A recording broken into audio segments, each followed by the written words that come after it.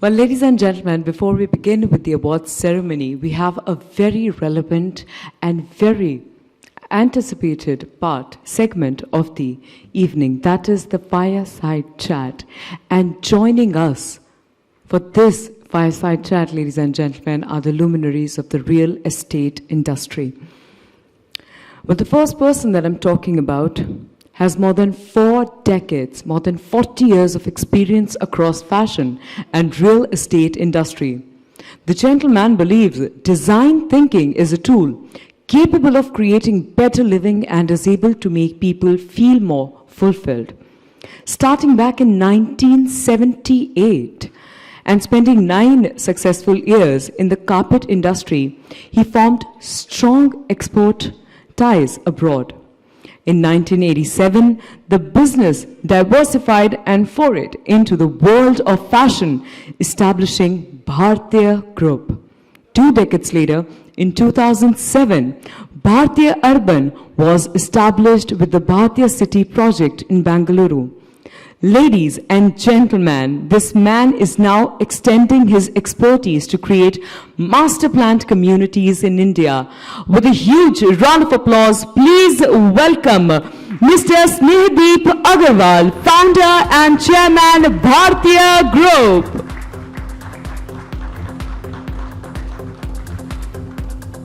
Welcome.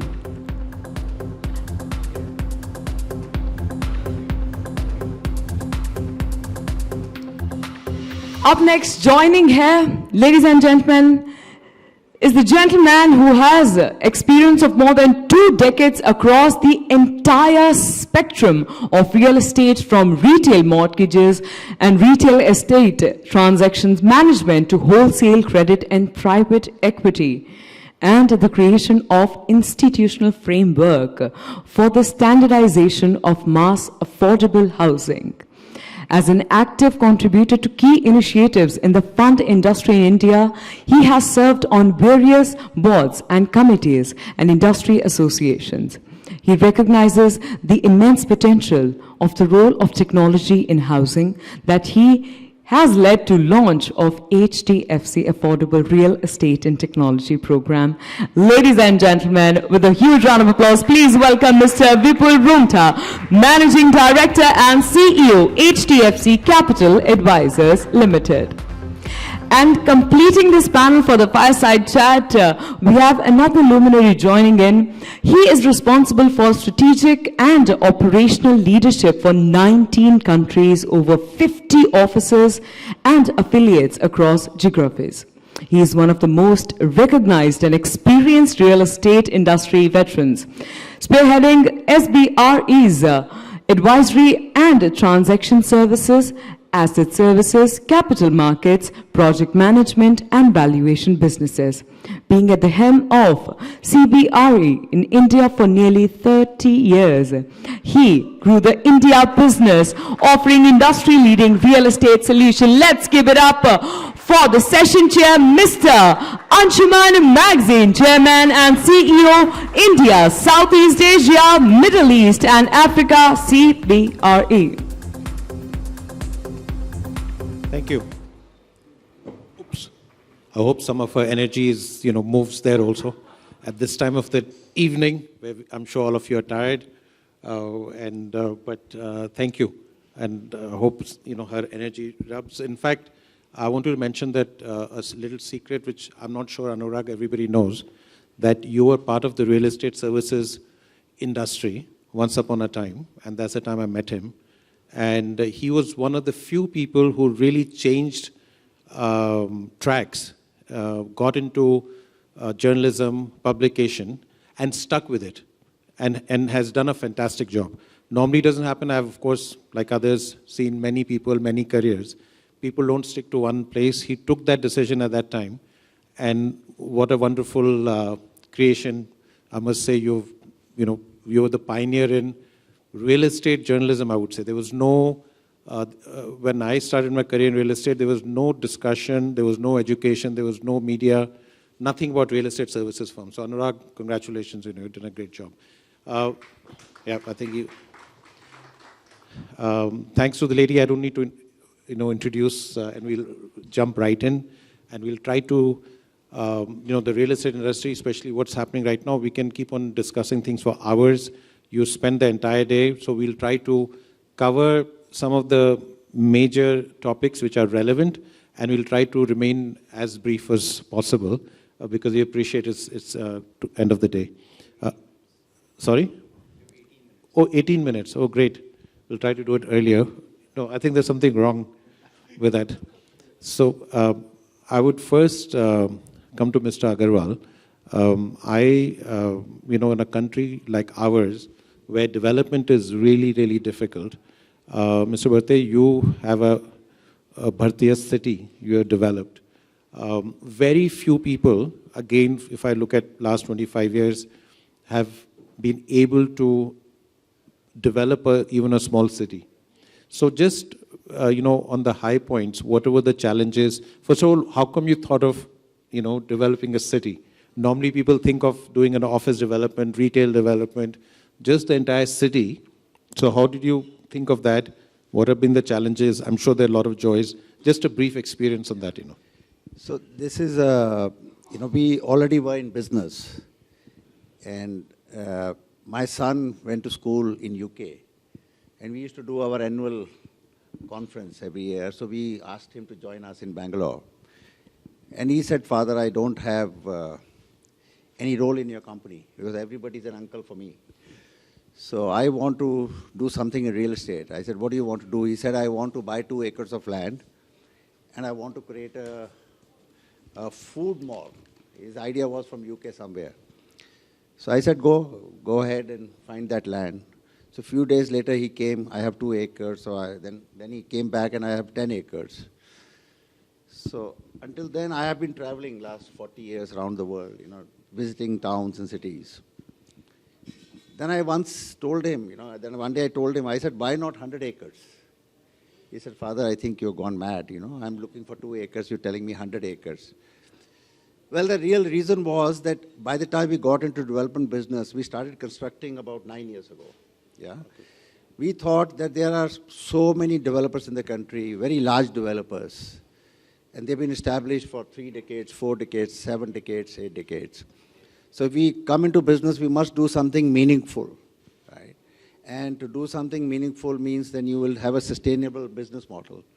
We said we will do a city because what had happened, state has a lot of role in the development of cities in India. But in India, somehow because of the explosive growth, the local bodies did not know how to plan cities. So the quality of life, we all think the quality of life is inside my home. Actually, in our wake-up time, when we are not sleeping, 70% of our time we spend outside our homes. So if the quality of my life outside my home is not good, then I'm not leading a good quality of life. So I thought if the governments can't do, local bodies can't do, look at Gurgaon, that is a huge potential. But my offices are in Gurgaon and Taj Vivanta is 5 minutes walk, 3 minutes away. But I can't walk to Taj Vivanta, I have to get into a car and I have to go around, it takes me 15 minutes to get to Taj Vivanta. It's difficult to walk, it's difficult to cycle in my city. So we all need to go abroad, we need to walk, we go to a park. So we said, why not create a new project? Because all these mega, sprawling, massive cities don't offer our customers a quality of life. So we came up with this idea of Bhartiya city, where I can promise you that this is one place where you can walk and cycle with pride and dignity. That's the place where you can cycle and walk with pride and dignity. So that's how we came with the idea of Bhartiya city. No, great, fantastic point. In fact, when there are people I know who live in Singapore from India, and they say one of the reasons we're living here is at least we can go for a walk. If you look at our Indian cities, you can't even go for a walk outside your house, leave alone cycling. And that's a very interesting point, and I'm glad you looked at that. And of course, COVID has pushed us back into homes, but now everybody is coming out. And this is a very interesting point you made, that we don't think of living outside. If you go to the tier 2 towns in India, you will see people have made really fancy houses, but outside the house, the road is broken, and they're not bothered. So we really, this is a, really a thought what everybody should, really give some attention, that you need to look at quality of life outside your home, That's interesting. Vipul, coming to you, I will come straight, as we have limited time, on financing side, which is your expertise. The big question mark for our country, for all the developers, anybody doing development, you cannot do anything if you don't have access to, I would say, cheap financing. If not, cheap is not the right word, let's say competitive financing. And if you look at any country which has grown, done development, they have done it on long-term, low-cost financing. So I mean, you know what I'm alluding to, but in India, we have struggled with that in the past. In the last few years, interest rates have dropped. But leaving all that aside, what do you think in India, what should we do to access long-term, low-cost financing? First of all, going for a walk, you have to step out of South Delhi. If you come to Gurgaon also, you can't go for a walk outside your house. Despite all my friends sitting there making all the townships in Gurgaon, or for that matter Noida. So if Gurgaon is a tier 2 town, then yes, that's the way. In Delhi, you can't even breathe outside, so that's another discussion. And as far as competitive financing is concerned, all you have to do is apply to HDFC. To HDFC and then go for a walk in the park. Otherwise, we can probably take them for a walk. But I think, say, for example, Sandeep or any decent business, financing is a function of risk. There are enough people. Going forward, there is a lot of liquidity. There is a lot of liquidity what is going to come in for the right set of people. Whether it's your equity markets or your debt markets, so on and so forth. I don't think cost of money is a factor if your business, but more important than business is passion. Because business has cycles, passion kind of sees you through that cycle. Financing is reality, boss. But if I may add on his behalf, please. You see, when I met him, he had about $500 million of capital that he'd raised. And he told me that he's negotiated with his financing partners, Adia and all, a rupee rate of 9% hurdle. Rupee rate, 8% hurdle.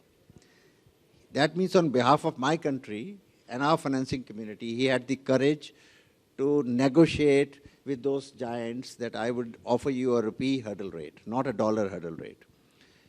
So he could source capital. I mean, of course, he is offering them good returns, but those returns are out of profits earned. But we need more people like Vipul. He's today deployed 4 billion, he told me just now outside. And I wish him good luck that we need 100 billion of... just to protect Vipul, he hasn't brought his checkbook tonight. Yeah. And also, it is not me. I think we kind of hide behind the brand. I think what has been created, it's a first generation company. I don't know if you guys know, but post the merger, HDFC Bank will be the 5th largest bank in the world. And it will have something like 45 million customers and so on and so forth. And this is 45 million out of what, 130 million people, 1.3 billion people. So the power that lies in Indian demand, and I'm sure we are seeing it in all facets. Forget real estate. You go and go to book a car, it's not available. You go to the shopping malls, they are full. You look at any aspect. You go to a restaurant, a good restaurant, you don't get bookings. Any aspect which involves consumers is doing well. They say that I think Diwali is celebrated on Amavasya day in India, right? It's Amavasya on Diwali. So the entire world is having Amavasya and we are celebrating Diwali in India. That's the way it is going right now. Great. I had 2 more questions. One, you mentioned about tier 2 cities. Now, this tier 2 city discussion has been happening for years. And I was sharing with Mr. Aggarwal earlier that maybe more than 20 years the media used to ask, so what is India going to, the next big thing in India Are these, is it tier 2 cities development? And frankly, nothing much or significant has happened in India, unlike China, where there are many, many tier 2 cities which are bigger than our tier 1 cities. But finally, I think there is some movement happening. So Mr. Aggarwal, asking you first, do you see growth in the tier 2 cities in India now finally? I think the real growth is in the next 10 years or 20 years only in tier 2 and tier 3 cities. When you ask this question to developers who are copying the Western style of housing and Western lifestyle. The problem is most of the developers are influenced by the Western architects, Western master planners. But in the tier 2 and tier 3 cities in India, if you go to tier 2 or tier 3 cities in Europe, the housing is very different. If you go to Milan and if you go to a Crema town, half an hour away, the housing is very different. The lifestyle is very different. So what's happening in the tier 2 and tier 3 cities is all market is controlled by the unorganized sector. Time is now to put it in the organized sector. So the developers have to rethink how they have to develop real estate and development in the tier 2 and tier 3 cities. The demand and the potential is 10 times of what is happening in the metropolitan cities. That's my view. No, very interesting. And I agree with you. Another very interesting point you mentioned about the design.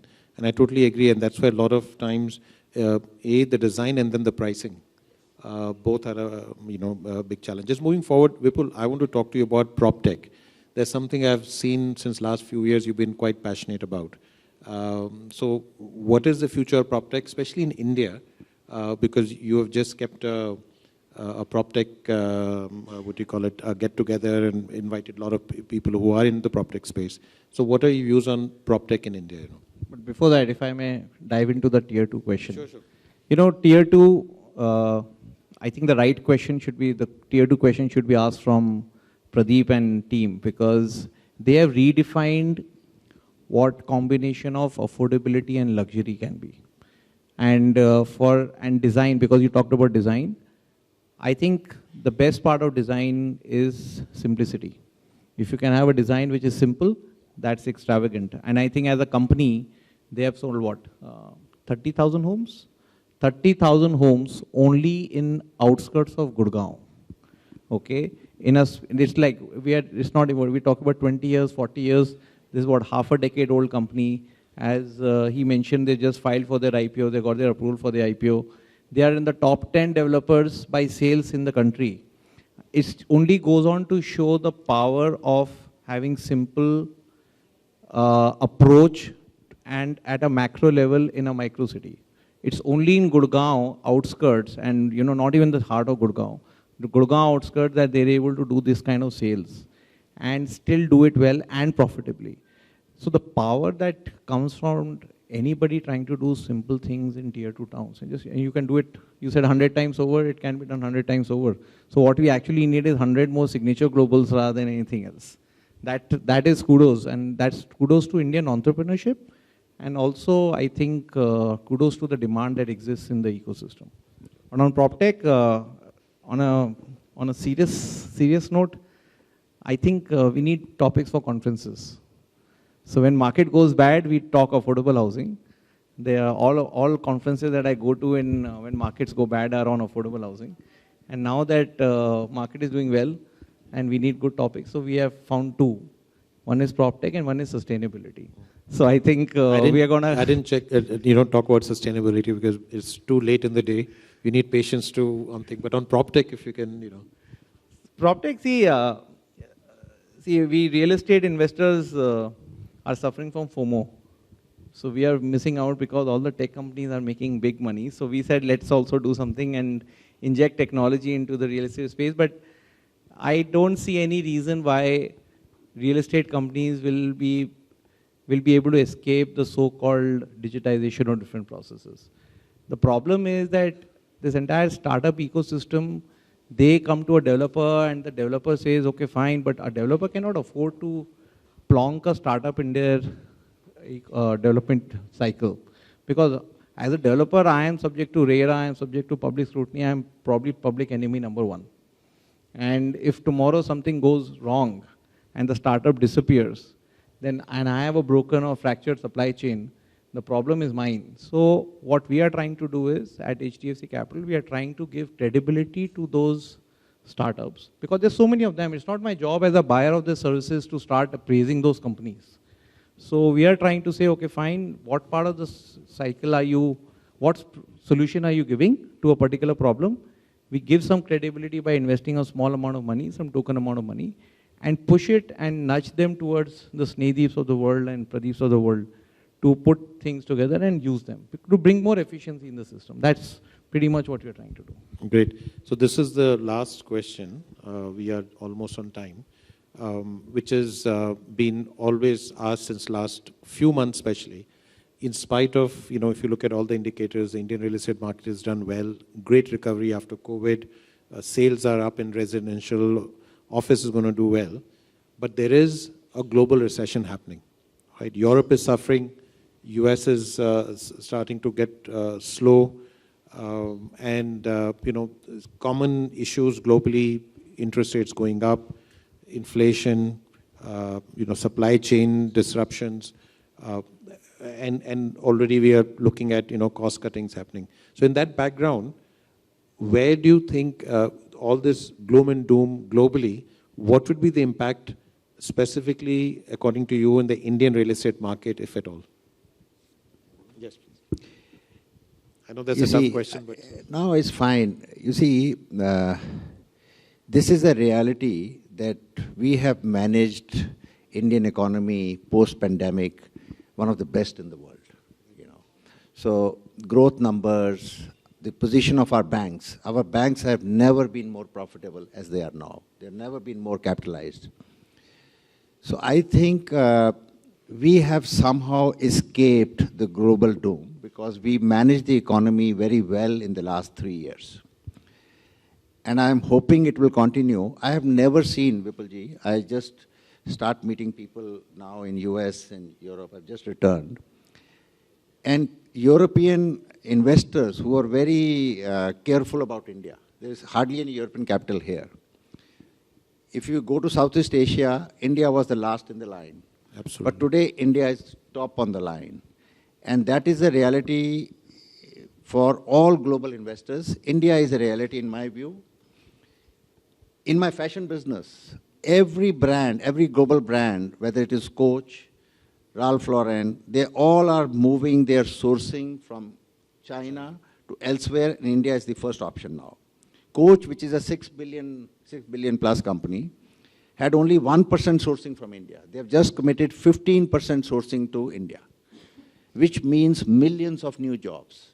All these millions of jobs are going to create employment, and the economy is going to grow. So I think Indian real estate, as a real estate player, I would say Indian real estate for the next 20 years, Vipulji. This is going, there used to be these 5-year cycles, right? Right? I don't see any cycles anymore. Since the market is consolidated, serious players, so I think good times. Okay, that's very encouraging, Vipul. What do you feel? You finance so many developments. So what is your feel, you know? See, I think, so cycles exist. The severity of the cycle has to be, but 2 points. One, 2/3 of India is below 35. The average age of a home buyer in India is 37. That means there are that many more people who are going to come to start owning homes. So demand side, I don't think we have a challenge. I think the problem is whether I can supply profitably. And that in turn depends on, we are dependent, let's face it, we are dependent, our biggest problem at a macro level is the price of crude. Because we still import our crude. To fuel all that supply, we need crude. And irrespective of how we want to, see, most of the euphoria is on the demand side. Whereas the crude and what has happened a little bit on the geopolitical side, I think they are big risk factors. My job as a banker too is always to look at risk. I think we cannot be completely unplugged from what is happening globally, irrespective of how we would want to be.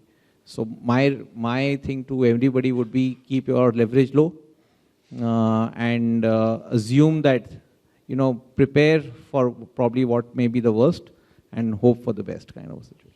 Yeah, no, thanks. I'll just add two bit in. Most of the economists are saying this will be a short recession. And I don't think anybody, even the best economists, can forecast what's going to happen. And we should be cautious. I totally agree, Mr. Aggarwal, that India is in a very good position. Besides everything else, what is not realized is that we may say, okay, we are great, we did great things, but the big plus is really China +1 is going to help India a lot. In fact, you mentioned talking to investors. I was talking to some foreign institutional investors in Singapore. The ones who are in China want to leave, others don't want to put any more money. And fortunately for us, India is the only country left with the amount of the size of the market. So we will see. The only big challenge for India is our per capita income is still very low. So when you say that India is the only market left with the 1.35 billion people, unlike China, our people do not have the consumption levels. So, but over next 5-10 years, as the per capita income grows, India will be the market. But I completely agree. I think for next 20-25 years, India is going to grow. Besides all the good things, we are so behind that there is no choice but that will be growing. So we are very fortunate, and I always tell a lot of young people that we are very fortunate that we are in India, because we'll see growth for so many years. There may be cycles, which imagine you sitting in Europe, it's just flat for years to come in, you know. So yeah, so we're in a good position with that. We are left with only 2.53 minutes. So Vipul, oh, 2 minutes. So that's for Indian stretchable time. That's very good, you know, IST. So again, thank you, Vipul, Mr. Aggarwal. Thank you, Anurag. Oh, questions. Okay, sure. I don't think they have a mic for question, but they can get it. Okay.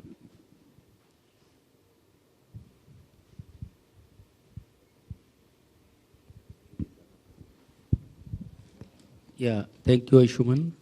So, Vipul, ये question आपसे मेरा है 2016 में जब real estate market bleed कर रहा था, end of course affordable housing का तो कोई यानी जिक्र था, लेकिन बड़ा मुश्किल था उस वक्त लोगों को समझा पाना। ये करेज आया कहाँ से कि रियल एस्टेट के अंदर इतना पैसा उस वक्त लगाने के लिए विज़न बनाना कि यस, हम इस मार्केट को अफोर्डेबल हाउसिंग को डराइव करेंगे।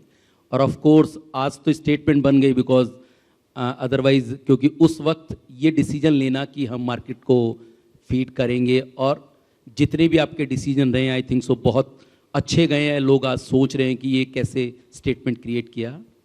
सो एक क्वेश्चन ये है। दूसरा, क्योंकि उस वक्त एक स्टेटमेंट आपने क्रिएट किया और आज उसको सक्सेस किया, प्रॉपटेक जिसके ऊपर आप इतना कंसर्न रख रहे हैं, आने वाले वक्त में कैसे देख रहे हैं उस प्रॉपटेक को, and at the end developers को क्या ऐसे स्टेप लेने चाहिए, क्योंकि जो गलतियां पहले कर चुके हैं वो फिर दोबारा ना करें, उनके लिए कोई एक सजेशन आप देना। मैं तीसरा क्वेश्चन पहले आंसर करता हूँ। प्लीज़।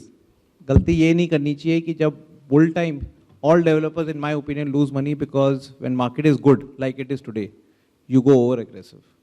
ये जमीन खरीद लें, वो टाउनशिप, ये 500 एकड़, 200 एकड़, 100 एकड़, take debt. Please don't do that. And because when things go, I have a little bit of a different agreement with him, but things don't go one way ever in anything. So if things are going so well in last 1 year, like you mentioned, last 1 year has been exceptional for Indian real estate. Yes, it has been exceptional. Will it go one-way street for the next 3 years? I don't think so. There will be bumps, so you have to be careful. That's one. As far as the vision is concerned, that's the vision of my company, and frankly, it's the vision of my boss, Mr. Parekh. He said that we should do something on the real estate affordable side, and which is why this company was formed, and which is why the entire thing happened, and we just kind of added on to that part. And tech, I mentioned, I think tech is a necessity which has to happen. And tech does not mean Facebook likes and Insta, and it also does not mean having a good ERP ecosystem. Tech has to be integrated, and I think it will be one of the it will probably be the sunrise sector within the tech industry.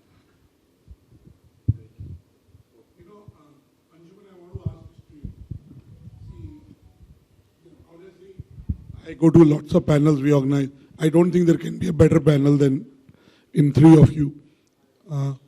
What should we expect in 2023? And I want all three to answer, but first you. That will be different than 2022. Whether positive, negative is different. And what will be same as 2022? So what should one watch out? What are the big trends that are still not manifesting, but you can see them with your vantage point? To you, Aggarwal Saab, to Vipul. See, I'm just focusing on the real estate market here, right? Not beyond that.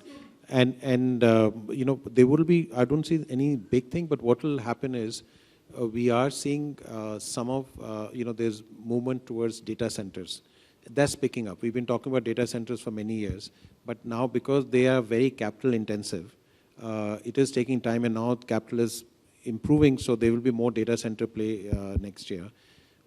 Number two, what I'm saying, something new, the first retail REIT will come in next year, right? And hopefully 2 more office REITs will come in. Now it depends on all the approval process, but the new thing will be that we already have 3 office REITs, but there'll be a retail REIT which will be first for India, which again, I could not imagine that at least in my lifetime there'll be different REITs. We were fighting even to get an office REIT, so that'll be new. We will see again a resurgence of co-living, student housing, which really got impacted in COVID the most. So that's going to start reviving again. I also see a lot of, you know, which in India has been very slow in the hotel market.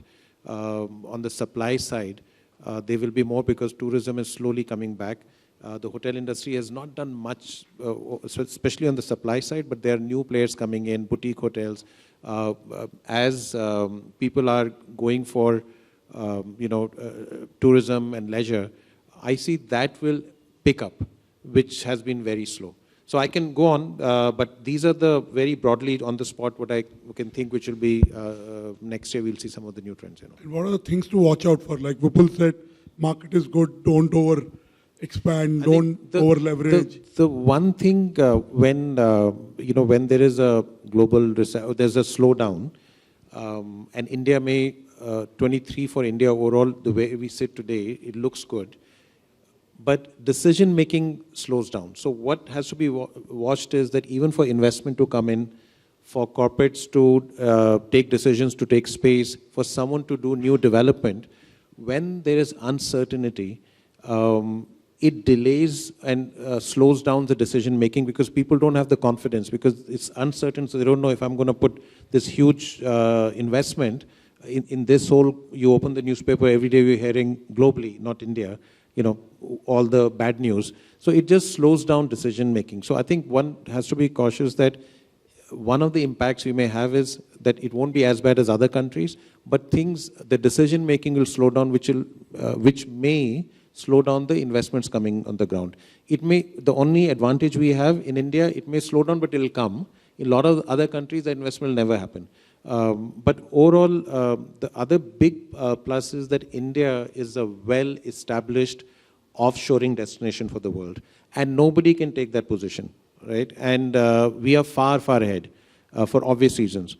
One of the advantages of rupee becoming weaker, it has got a lot of other disadvantages, is that our cost of people is very competitive because rupee is, you know, fallen further.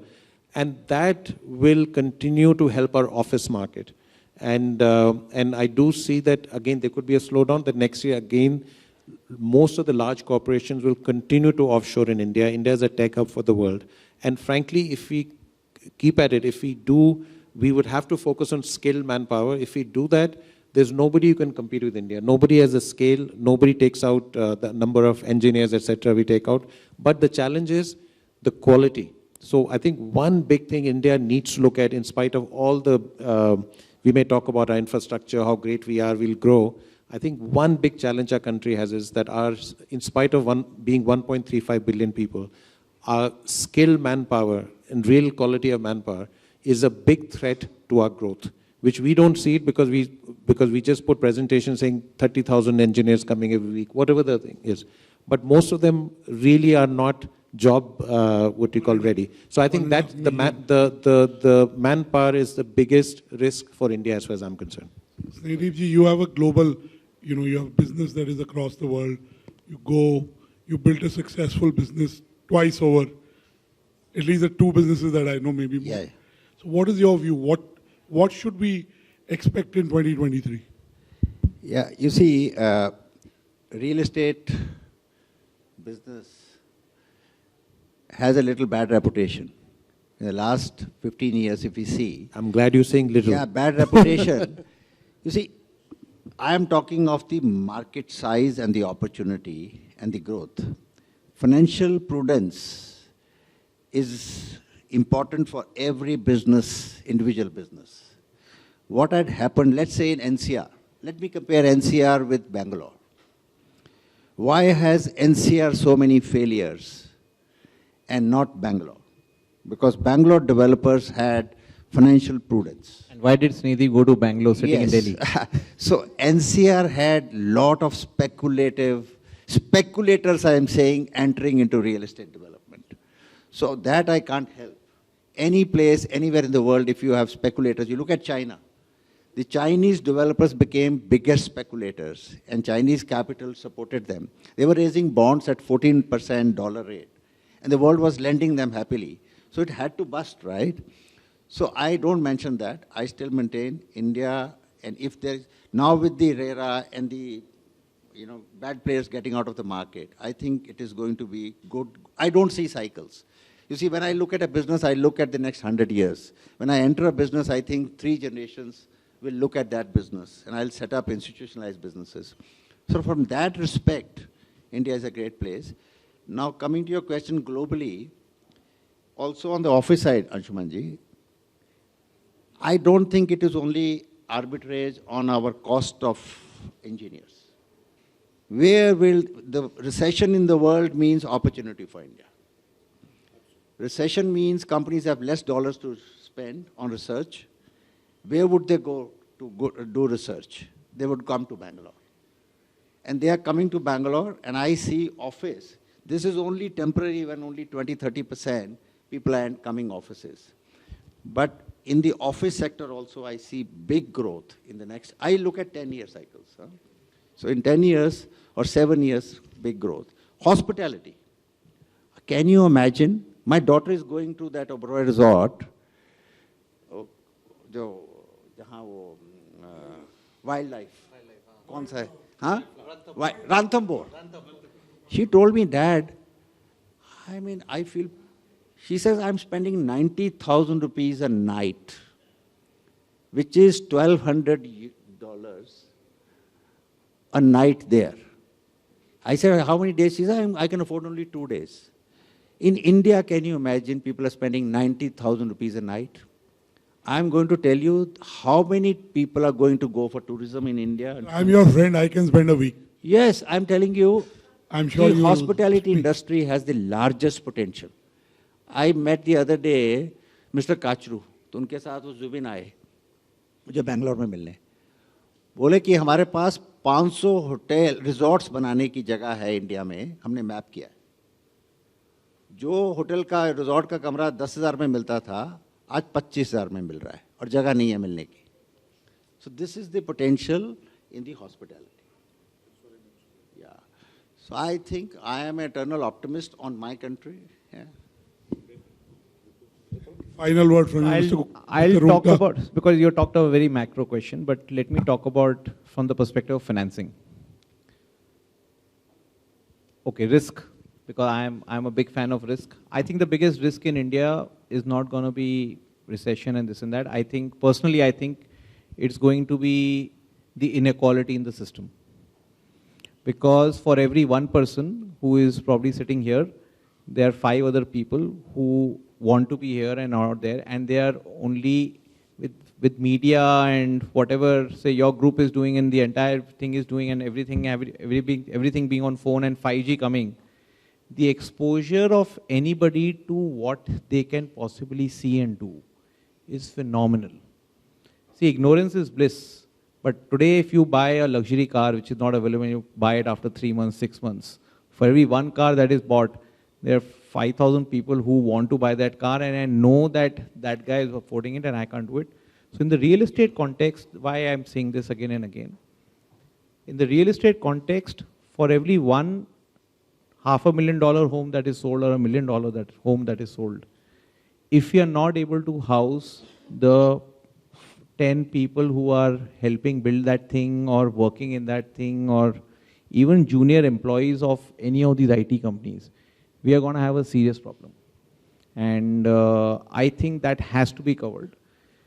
Financing aspect of that is that I think Anshuman talked about it. I think there is going to be new financing models of rental housing for middle class, lower middle class and junior class people. That has to happen.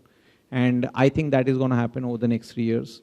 That is rental housing for workers, blue collar workers and junior white collar workers. That's one. On hospitality, because of the demand, see I don't know of a single, with your exception, I don't know of a single developer who owns hotels and has made serious money. Hotels, 5-star hotels especially, are an ego product. Okay, and because most of them work on it in a different manner. And the way it works is, because it's an ego product, they have not made money. In fact, they have gone bankrupt because or had serious financial stress because of developers should not be in hospitality business. Yes, they should not be in hospitality business. Hospitality is serious business again. But and if developers go and build hotels, saying because they know construction, I'm in the hospitality business. But what is going to happen now is, thanks to Airbnb and all, the financing of hotels now, I don't know if you know this, I'm sure, now you can sell, I saw an amazing thing. They said, we are making this cinema hall and we are selling every seat.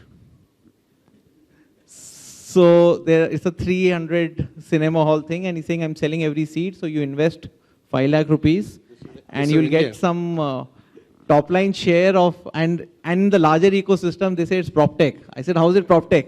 So he said, it is fractionalization of real estate. So if you can do that to a cinema hall seat, you can do it definitely to a hotel room. So what is going to happen is that hotels will no longer be funded by banks. Hotels will be funded over a period of time by individuals who are going to buy, say, because hotels need not be vertical. Especially in the places hotels that you mentioned. Means there is a lot of for resorts actually. Yeah, for tourism, I said. But that is going to be the big. Cities don't need so many hotels anymore. Yeah. Cities don't need. You have Airbnbs, and the outskirts. What will happen is people will own villas, and then they lease it to the operator who will be asset light. So it makes sense for the operator, and it makes perfect sense for anybody and everybody because they own a place in Goa or Nainital or Coorg or whatever it is. And so the financing structure of a hospitality market will completely undergo a change. I think 2 things, I can talk about a lot of other things, but I think Anshuman covered that. Thanks. Thank you very much.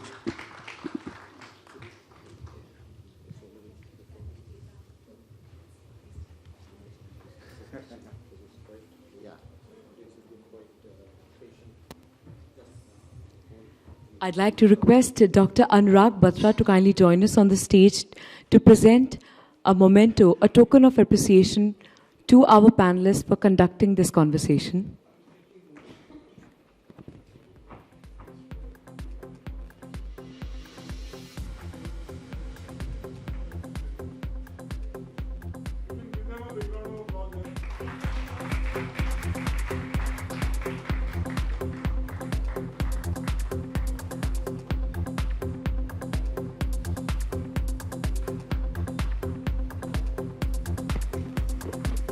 Thank you very much.